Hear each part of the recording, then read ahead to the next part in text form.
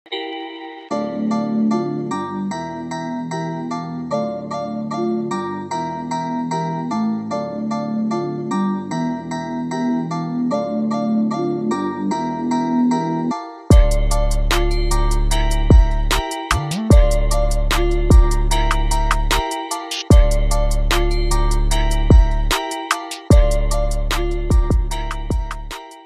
chers élèves, ce matin nous allons voir un cours spécifique ici sur la géologie. Et sur ce cours, nous allons voir le chapitre 2, la paléontologie générale. Et comme leçon du jour, nous allons nous intéresser à la classification des organismes. Sur ce, on sait que la paléontologie d'abord c'est quoi? C'est l'étude ici des êtres vivants anciens dont les restes ici se sont conservés ici dans les sédiments et ayant vécu ici à des époques révolues. Sur ce, on va se demander ici pourquoi on a intérêt ici à faire la classification des organismes. On doit classer les organismes ici parce que tout simplement, c'est dans le but non seulement de vérifier l'unité du vivant, ensuite, c'est dans le but aussi de voir la diversité des êtres vivants. On parle de l'unité du vivant. Bien qu'il y a un polymorphisme ici au sein des êtres vivants, mais quelque part, on dit que tous les êtres vivants ici ont un parenté unique. On parle de la mitose ici au niveau de tous les êtres vivants. On parle de la cellule au niveau de tous les êtres vivants. On parle ici des mécanismes cellulaires, à savoir ce qu'on va appeler la duplication de l'ADN. On parle aussi des phénomènes ici du code génétique. Donc tout ceci font que tous les êtres vivants ont un parenté unique. Malgré l'unité, mais on voit aussi que les êtres vivants ici sont divers à travers quoi? Le polymorphisme. Il y a plusieurs formes des êtres vivants qu'on peut retrouver ici dans la nature. Maintenant, concernant cette classification des organismes, on sait que la vie est beaucoup représentée dans l'eau que sur la terre. La superficie des océans occupe ici les 2/3. Donc, il va sans dire. La vie va être beaucoup plus représentée dans l'eau que sur la terre. Et cela ici, cela dépend des conditions. Les conditions allant de quoi? De la lumière, de la température, de la salinité. Ensuite, de l'éclairage ou de la pénétration des rayons lumineux, la pénétration des rayons lumineux,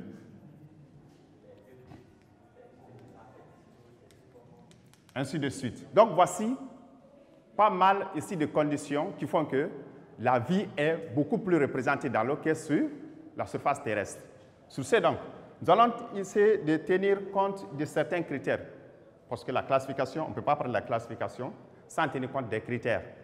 Maintenant, ces critères ici, on va les énumérer et à partir de ces critères, on va essayer de faire une classification des organismes et prouver ici à suffisance que la vie est beaucoup plus représentée dans les eaux que sur la surface terrestre ou sur les continents. Sur ce donc, nous allons essayer de prendre ici le premier critère selon la condition de vie. Voici le tout premier critère qui va essayer de nous permettre d'élaborer ici notre classification. En tenant compte de la condition de vie, on peut classer les êtres vivants selon la lumière. D'aucuns peuvent dire selon l'éclairage. Donc éclairage ou lumière. On distingue les êtres autotrophes et les êtres hétérotrophes. Les êtres hétérotrophes. Maintenant, ici, quand est-ce qu'on qualifie d'un être vivant d'autotrophe? L'autotrophie, c'est quoi? Ce sont des êtres vivants qui ne peuvent pas se passer de la lumière. Qu'est-ce qu'on veut dire ici? C'est-à-dire, sans la lumière, ces êtres-là ne peuvent pas synthétiser leurs propres substances organiques. Ils sont représentés par quoi? Par les végétaux. Donc, les végétaux sont des êtres ici qui sont capables ici de synthétiser leurs propres substances organiques à partir de l'énergie solaire. Donc, ils sont représentés ici par les producteurs primaires, appelés communément ici les végétaux. Les êtres hétérotrophes, hétéros égale à autre, c'est-à-dire quoi? Pour synthétiser leur propre matière organique, ils ont besoin ici des producteurs, communément appelés ici les végétaux. Donc, et ils peuvent se passer de la lumière, ou par contre, ici, ils peuvent ici synthétiser, ou ils ne peuvent pas synthétiser leurs propres substances organiques ici sans passer par les producteurs. Et ils sont représentés ici par les animaux. Donc, voici, en tenant compte de la lumière, on peut classifier les êtres vivants ici en deux groupes, les autotrophes et les hétérotrophes. Ensuite, une autre condition, selon la température. Selon la température, également, on distingue aussi deux groupes d'êtres vivants. Nous avons les eurythermes. Les eurythermes. Vous avez les sténothermes.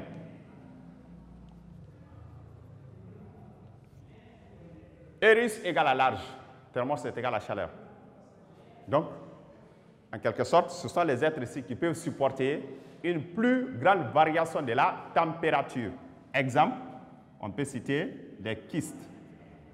Les kystes, ce sont des êtres qui peuvent supporter jusqu'à une température supérieure à 80 degrés Celsius.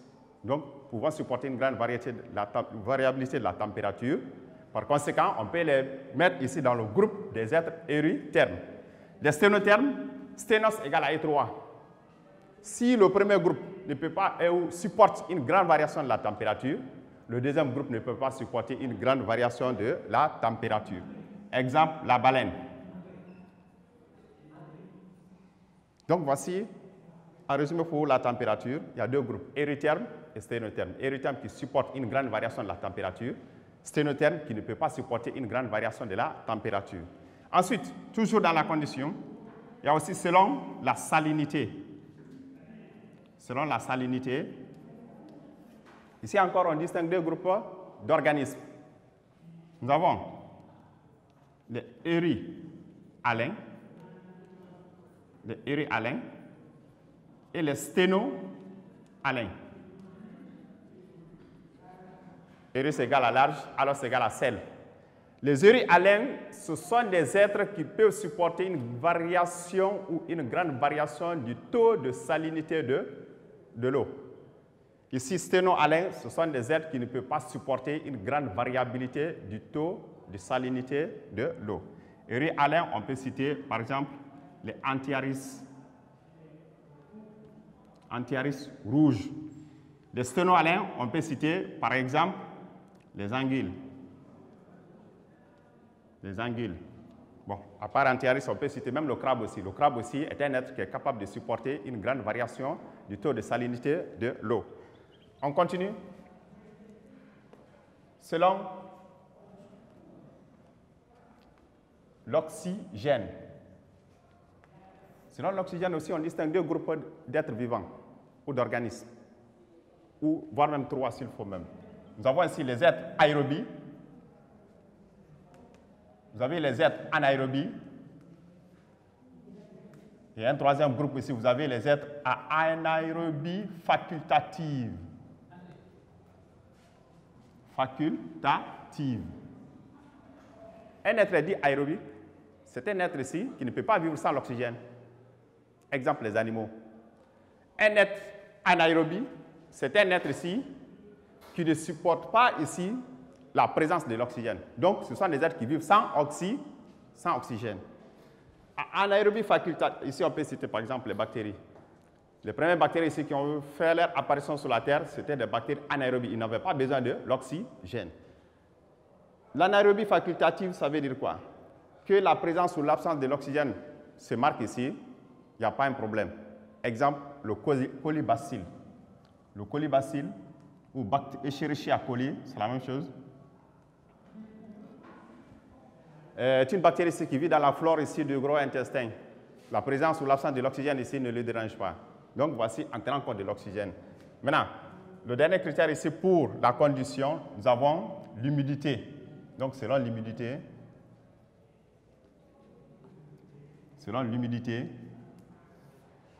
nous avons les êtres ou les animaux, nous avons les aérophiles.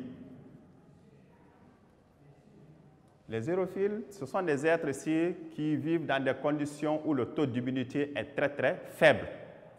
Ce sont le plus souvent les êtres qui vivent ici au désert, allant des chameaux, les dromadaires. Vous avez le cactus du côté du règne végétal. Donc ce sont des êtres ici dont les conditions d'humidité ici sont très très nulles, où les précipitations ici sont très faibles. La moyenne ici, ça ne peut pas dépasser les 200 mm ici d'eau par an. Ensuite, les aérophiles, vous avez aussi les êtres amphibiens. Amphibiens, ce sont les êtres qui mènent la vie de deux côtés, dans l'eau et sur la terre. Donc, l'humidité est variable. Exemple, on peut citer les amphibiens ou la grenouille, par exemple. Ensuite, nous avons ici les êtres mésophiles. Ici, le taux de l'humidité est un peu plus variable. L'humidité est relative. On peut citer par exemple le lombric, le ver de terre. Le ver de terre ici nécessite ce qu'on va appeler un taux d'humidité ici un peu plus variable. Bien. Donc, en dernière position, on peut citer les êtres hydrophiles. Ici, ils aiment l'eau en entier. Et ils aiment l'eau en entier.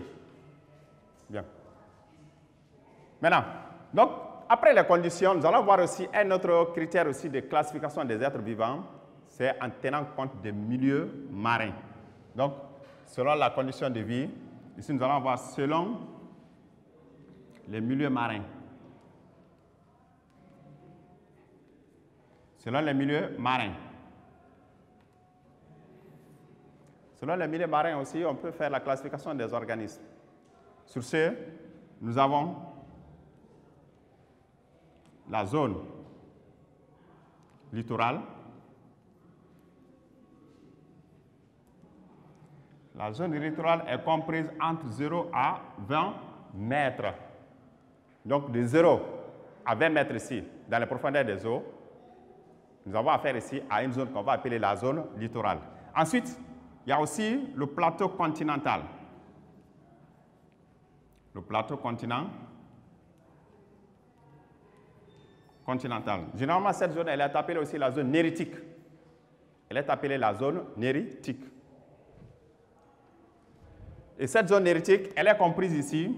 La profondeur varie de 20 à 200 mètres. Le plateau continental, c'est cette partie ici de la profondeur marine, ici qui varie de 20 à 200 mètres. Des fois aussi, on peut dire, résumer les deux premières parties, la zone littorale et la zone du plateau continental, en appelant cette fois-ci la zone de plateforme continentale. Ensuite, nous avons aussi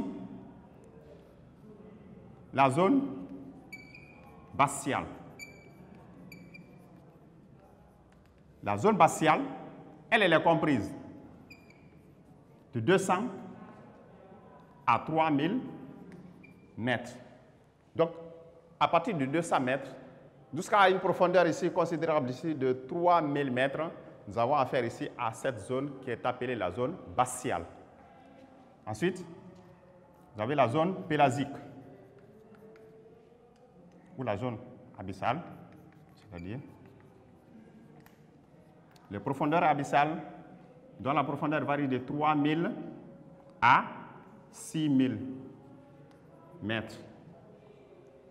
Et en quelque sorte, c'est ce qu'on appelle aussi la cuvette océanique, c'est-à-dire le fond des océans. Et la dernière partie maintenant, c'est quoi? Ce sont les fosses ou sillons. Les fosses ou sillons. Donc, de 6000 mètres à plus. Et la partie considérée comme la plus profonde ici, du fond des océans, c'est bien les fosses Mariannes aux îles Philippines, dont la profondeur ici va, comment on appelle, part ici de jusqu'à 10 000 millimètres. Bien. Donc, les fosses sillons qui constituent ce qu'on va appeler la partie la plus profonde ici, va mettre fin ici à cette classification ici en tenant compte des milieux marins. Ensuite, on va voir ici selon le mode de vie. C'est selon le mode de vie. Selon le mode de vie, nous avons les organismes ci-après. Nous avons ici les benthos. Nous avons les benthos. Nous avons les planctons. Nous avons les pélagos. Nous avons aussi les nectons. Donc, en tenant compte d'ici du mode de vie, voici comment on peut classifier les organismes. Les benthos, ce sont des êtres ici qui vivent ici de façon soit fixe ou mobile. On peut citer par exemple les foraminifères. Les foraminifères sont des exemples types ici des benthos. Les planctons sont représentés ici par les phytoplanctons ou les zooplanctons. Ce sont des êtres ici infiniment petits. Et la plupart ici, de ces êtres ici, ont participé ici à la formation ici de la roche ici noire qu'on va appeler le pétrole. Les phytoplanctons et les zooplanctons. On peut citer par exemple ici les radiolaires. Les pélagos, ils n'habitent pas le fond des mers, mais habitent ici la haute mer. Ils sont le plus souvent ici représentés ici par les êtres ici qui sont un peu plus proches vers la surface de la mer, mais en haute mer. On peut citer aussi les poissons si vous voulez. Les nectons, ce sont des êtres ici, contrairement ici au plancton, et ils se déplacent ici de façon passive. Tandis que les nectons se déplacent de façon active grâce ici à l'activité des organes natatoires. Les poissons reviennent aussi comme exemple. Donc, et ils se déplacent ici de façon active ici grâce aux organes locomoteurs qui sont représentés ici par les nageoires. Donc, en tenant compte du mode de vie, voici ce qu'on pouvait dire. En tenant compte de l'habitat, selon l'habitat, on a ici les organismes continentaux ou terrestres. On a les organismes marins.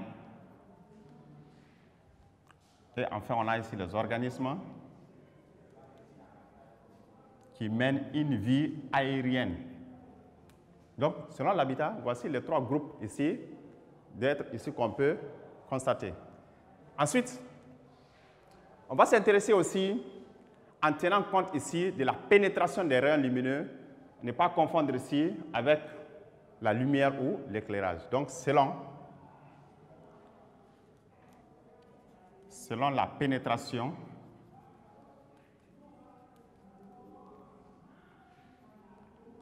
des rayons lumineux.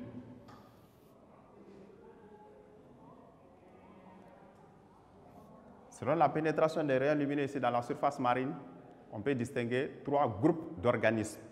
Ces trois groupes d'organismes, nous avons ici, nous distinguons trois zones ici. La zone éphotique,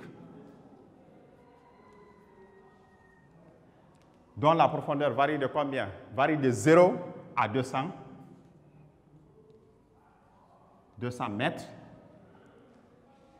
Éphotique est égal à vrai. Donc cette zone, elle est caractérisée par quoi? Par une abondance de lumière et une certaine turbulence. Donc cette zone est beaucoup plus agitée et qui est soumise ici sous l'effet du vent.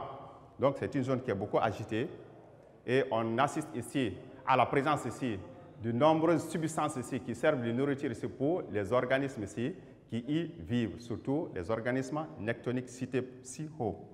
Ensuite, on a une deuxième zone qu'on va appeler ici la zone oligophotique. Oligo égale à peu. Si la lumière ici, elle est véritable, ici, on va l'appeler une zone de demi-obscurité. Pas trop d'éclairage, pas trop d'obscurité aussi. Donc, oligophotique, dont la profondeur varie de combien? De 200 à 400 mètres. Et la dernière zone, c'est quoi? C'est la zone aphotique. La zone aphotique, contrairement ici à la zone aphotique, c'est une zone ici de l'obscurité totale. Et sa profondeur part de combien? De 400 à plus. De 400 mètres à plus. Donc c'est une zone ici caractérisée ici par l'absence totale de la lumière. Et les organismes qui y vivent aussi, presque ne sont pas beaucoup plus représentés comme au niveau ici de la partie la plus éclairée. Donc, en résumé, selon la pénétration des rayons lumineux, à ne pas confondre avec, selon la lumière, auquel on distingue les autotrophes et les hétérotrophes, selon la pénétration des rayons lumineux, nous distinguons la zone aphotique, la zone oligophotique et la zone aphotique. A veut dire absence. Maintenant, le dernier critère que nous allons utiliser ici, c'est la classification biologique des êtres vivants. La classification biologique.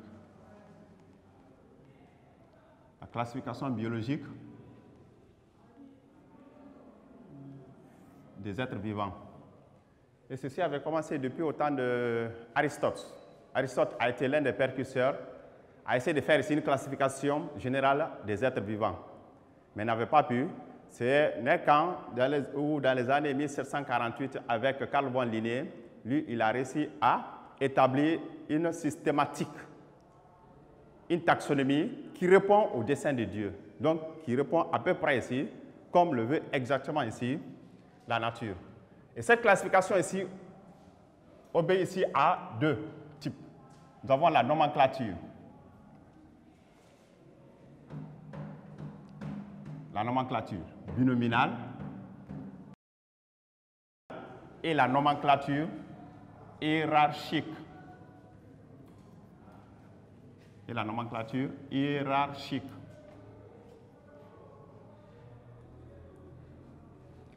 Maintenant, nous allons détailler les deux. La nomenclature binominale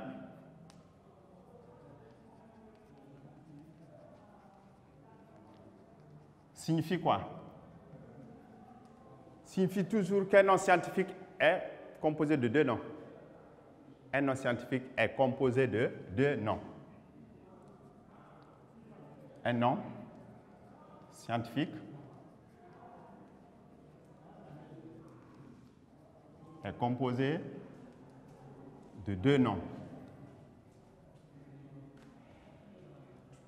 De deux noms. Le premier nom indique le genre des lettres. Le deuxième nom indique l'espèce.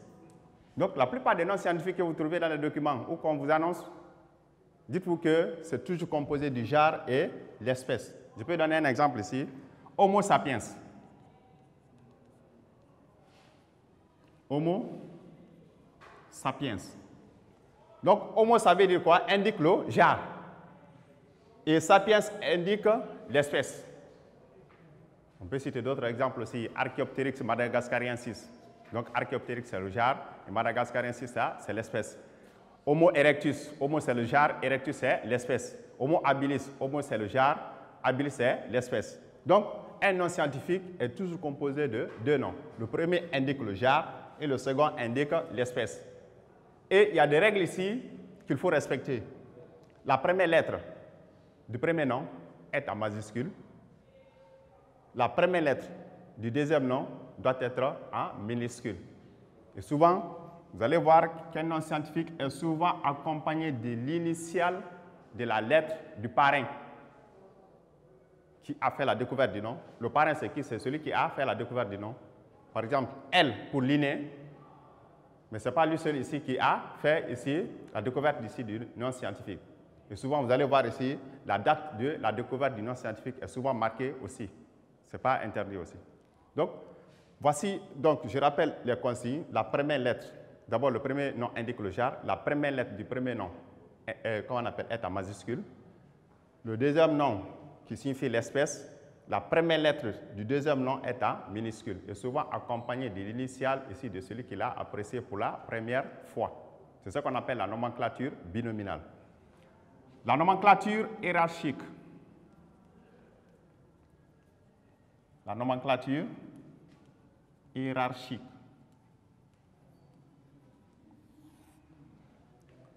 Linné n'a pas seulement classé les noms en fonction ici de la nomenclature binominale, mais il a tenu compte aussi de la hiérarchie. Et d'après la hiérarchie, on sait que le monde vivant se trouve ici, où se trouve être consigné en domaine. En domaine. Les domaines se subdivisent en règnes. Les domaines se subdivisent en règnes. Les règnes, à leur tour, se subdivisent en embranchements. Les embranchements, à leur tour, se subdivisent en classes. La classe, à son tour, se subdivise en ordre. L'ordre en famille. La famille en genre. Le genre en espèce. L'espèce est la catégorie fondamentale ici de la classification ici du monde vivant. Donc sur ce, l'espèce aussi à son tour, on peut la subdiviser aussi en variétés si vous voulez aussi. On peut prendre l'exemple ici de la systématique de l'homme. Domaine ici des eucaryotes. Bon, parmi les domaines ici, on a les eucaryotes, on a les prokaryotes. Bon, on a aussi le domaine aussi des archéobactéries. Ce sont les trois domaines ici qu'on rencontre ici au sein du monde vivant. L'homme appartient au règne animal. L'homme appartient à l'embranchement des vertébrés. Les vertébrés, ce sont tous les êtres ici qui sont caractérisés par la présence d'une colonne vertébrale. La classe des mammifères. La classe des mammifères. Les mammifères, ce sont tous les êtres ici dont la femelle allaite le petit à travers les glandes mammaires dès la naissance. L'ordre ici des primates, caractérisé par la préhension ou des mêmes préhensiles. La famille des hominidés. Genre Homo. L'espèce Sapiens. Et les variétés ici sont consignées ici au niveau de la race. La race noire, la race blanche et la race jaune. Donc voici comment on a pu utiliser les critères pour classifier le monde vivant. Donc, et ces critères ici nous ont permis les critères de ressemblance, les critères de fécondité, ensuite les critères morphologiques qui nous ont permis ici de faire d'expliquer tel être peut être ici dans le même groupe que tel autre être. Donc, j'en ai fini et je vous remercie de l'écoute.